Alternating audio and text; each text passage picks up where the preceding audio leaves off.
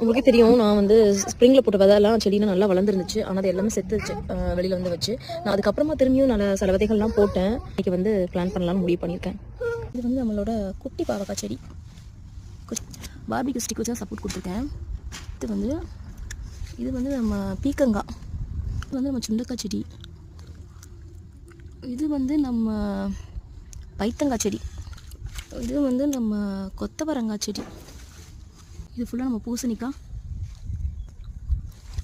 இது ஃபுல்லாக நம்ம சொரக்காய். வீட்டில் சாப்பிட்டு எடுத்து கொட்டையை வந்து சும்மா போட்டு பார்த்தேன் வருமானு சொல்லிட்டு வந்தது. இது வந்து நம்மளோட ஹனி மிலன். ஃபைனலாக நம்ம பசங்களை நான் இப்படி தான் கவர் பண்ணி வச்சுருக்கேன். ஸோ இவங்களாவது தப்பிக்கிறாங்க. வாங்க யார் தப்பியிருக்காங்கன்னு பார்க்கலாம். என் கண்ணுக்கு ஒன்றும் தெரியல, உங்கள் கண்ணுக்கு யாராவது தெரியுறாங்களான்னு பாருங்கள்.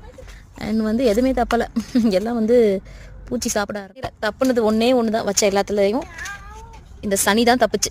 என்ன சனின்னு பார்க்குறீங்களா? அதுதான் பூசணி.